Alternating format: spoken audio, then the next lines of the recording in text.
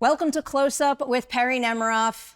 I'm so happy to be welcoming the stars of Hamnet to the show today, Jessie Buckley, Paul Mescal. Congratulations on your movie. Thanks very much. So every edition of Close Up begins with something called the Essentials. They are rapid-fire-ish questions about movie making and movie loving.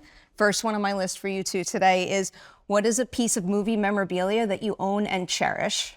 I kept some of the quills from Hamlet that I used on... Are they supposed to be things that you've stolen from set, essentially? It can be, or it can be something from a film you just admire. I wish I had memorabilia from films that I admire, but I don't. I mean, I stole a pair of tights from the bride. Which... And she cherishes those. She talks about those tights on a daily basis, actually. No, the tights are not even... No, actually. They are cherished. I haven't worn them. Sometimes the useful stuff, though, is what you cherish most. I don't know. Yeah, let's just go with those two. All right, I'll take that. All right, second one here is, when the two of you were young, possibly dreaming of growing up and becoming actors, what movie scene would you reenact the most? Were you reenacting scenes when you were growing up? Yeah. Were you?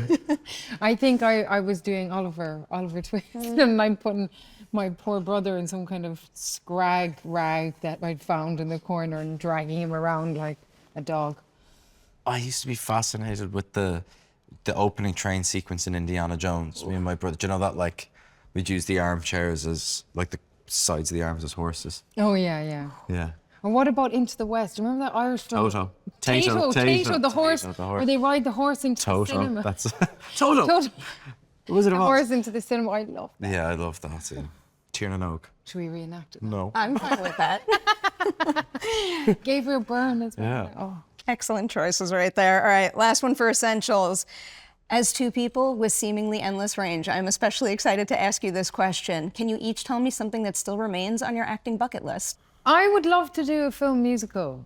Like I mean, I did Wild Rose where I sang in it, but like a classic. I would love to do that too. Like, I've always... But like an original. Like something like Singing in the Rain. Yeah, but that's like... But like, not a remake. Not a remake. Yeah. I don't want to do a remake. Like a modern, like, original musical. You know how much I love Wild Rose, so I want that to happen.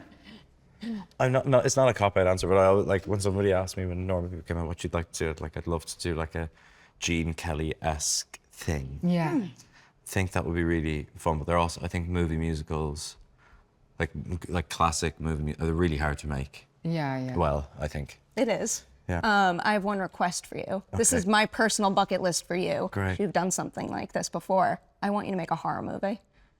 I'd be so shit in a horror movie, I think. Why? Yeah. Because I find I just, like, would be too... Is it scary on set? No, but I'll tell you what. Your like anxiety levels are so up that every time I would go home, and my husband would walk into the room, I was like, ah! And he was like, I live here. Yeah. Yeah, I think a psychological horror would be fun. Okay. Just not a jump scary like body horror one. I wouldn't be able for that. The fact that you said you couldn't do that kind of movie, though, makes me want you to do it even more now. Yeah, you should do. Yeah, okay, I'll do it. I believe anything is possible. All right, a couple of career overview type questions. The first one that I had here today was, do you each remember the very first time that you realized the power of your own work on screen? Like the first time you saw a movie you made in a packed house, a fan encounter, something along those lines? No, but I remember seeing people talking to you around. No, you can't answer for yourself. You can answer for each other if you want. There's one here. I think when people spoke about like certain things around like male depression and normal people and being like kind of in a bubble of COVID, being on these kind of like virtual press roundtables and like people doing the interview and then at the end being like, hey, I just want to let you know, is particularly like younger men going like, that felt important. I was like, oh. It kind of took you out of the fact that like you were shooting these scenes and empathizing with these characters, but you were representing something a bit bigger. Yeah. It was moving to me. Yeah.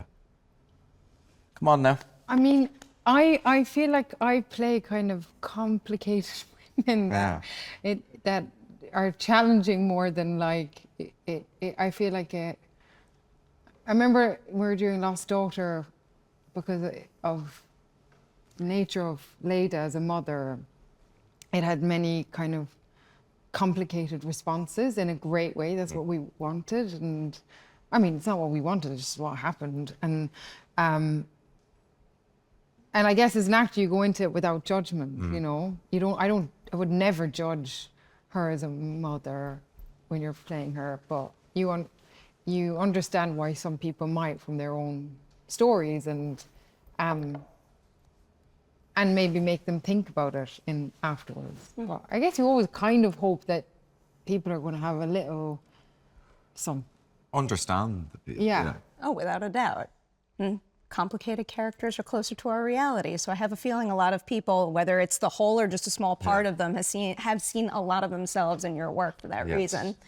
So one thing that I think often whenever I see work from the two of you and then walk out of the theater is like, that right there was a fearless performance. And I think the same now of Hamnet too. So it was making me wonder, for each of you, is there a particular scene over the course of your careers that made you stop and go like, I don't know if I could do that, but then you overcame the challenge and you crushed the moment?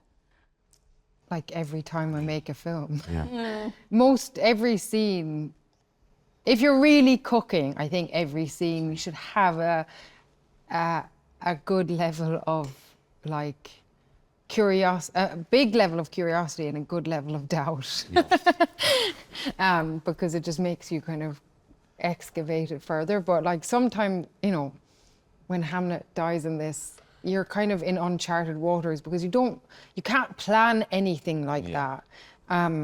It's almost too much to even, if you try and project an idea onto it, it's going to be crap. So you just have to get into the waters and see where it goes. And I think that I learned on Hamnet was it's very human and rarely seen on film, that feeling of being lost. And sometimes in takes, there is a real feeling of being completely lost and not knowing where you are. And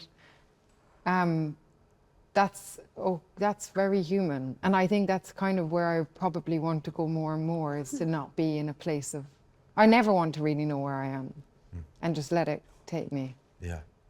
I think you were so good at like having doubt and curiosity not manifest as fear. That's what I learned a lot from Jessie in that context, like embracing those things. I also think the Globe stuff, I think for both of us was there was a lot, I think the actor part of our brain that was switched on, there was a lot hanging on the resolution in that film, and like essentially a look that is shared for a small section of that scene between, or definitely for me, that like there was a lot that hinged on hopefully people understanding his perspective from Anya seeing him. So that kind of impending pressure of like, if I fuck this up, people won't get him at the end. So that kind of pressure builds. But it's also you want to feel that pressure sometimes. Oh, without the pressure, what's Yeah. the point? Yeah. Just to set the scene a little for everybody out there, I wanted to start focusing on Hamnet particularly by asking you two about biographical fiction.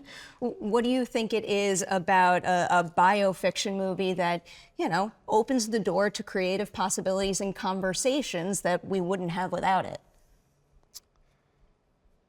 I loved it. I think it's great. Yeah, I think it's great because you're not tied to like, oh, on this day and this year they were doing this. It's like, we have certain like touchstones of facts. Like we know that Hamlet died when he was aged 11. We know it was this year, and then a year or 2 years later he wrote Hamlet.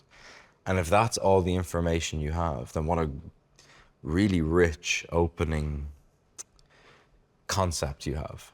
And I think Maggie was so intentional with who I think she understood those people to be, that it makes it very clear for us to understand who they are from the page. Yeah, and I guess none of us really know anything at all.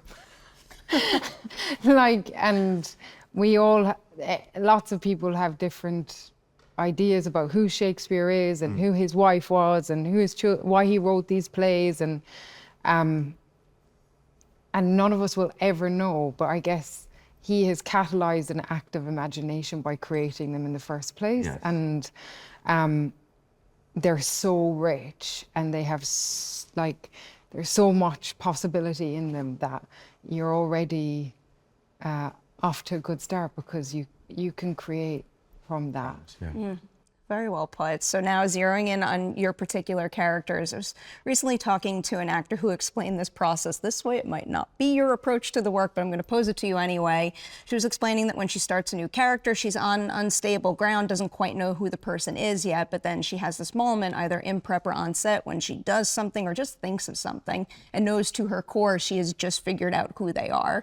Did you have that with your characters on this movie? And if so, when? I mean, yeah, but I don't know if I really work like that because I think like I don't really know who I am. Yeah. Do any of us? It's kind of, I never want to fully realize it. I think for me, you're just acting on instinct. Yes. You know, there were certain things that instinctively I felt this feels right for Agnes, like the color red or, you know, having a stone somewhere in the house, but also that can all change in a heartbeat, and something that for me, you try and be as instinctual as possible, hold everything with intention but lightly, and if it doesn't serve you, you let it go. Yeah.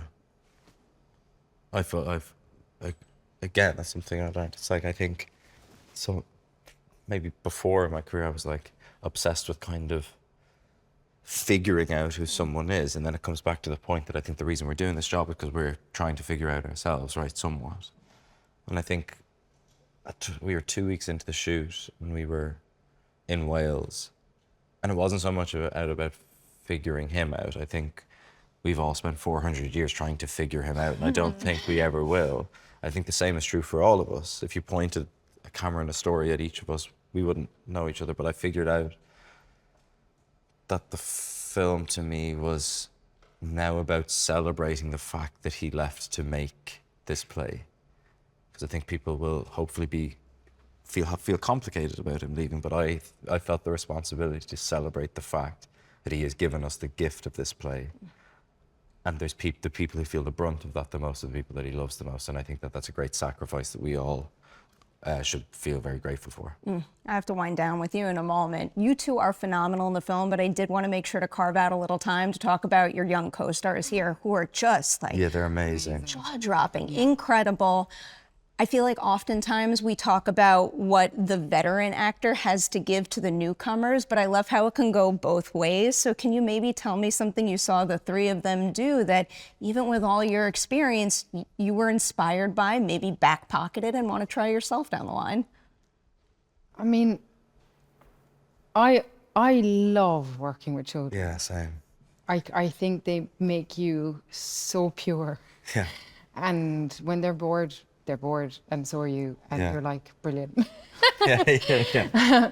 But I think, you know, Nina Gold, who is the casting agent who discovered these incredible children who were just so available emotionally, understood what was going to be asked of them, had the kind of antennae of an like established actor, but the playfulness of a child and the emotional openness of a child. And I remember Jacoby, who plays Hamnet, who's Jacoby Jupe, and we just immediately, firstly, all felt like a family. Yeah. Like the chemistry and just the quality of each of them in those roles was just so right. And just from day one, when we all got together, it felt like we were in this unit.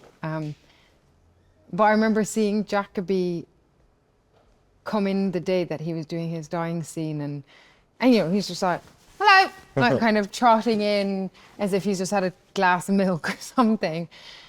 But he also just had that like sensitivity that that children do to just go 100% into a world. And as adults, you're just reminded of like, that's why we do this. And there's no vanity. There's just absolute play. And sometimes, as you know, adults working with children who go to these very intense places, you feel a responsibility to protect their hearts as well. And because you're doing that again and again and again and again. And that's no mean feat.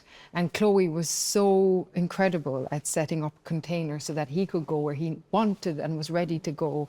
And we could all hold each other and go there together. And yeah, I mean, just that openness to be 100% in a world. He's something else. Isn't he? I'm not going to forget that performance anytime soon. Same is true of yours. Sincerely, huge congratulations on the film. To everybody out there, that is a wrap on this edition of Close Up. Catch Hamnet on the big screen beginning November 27th.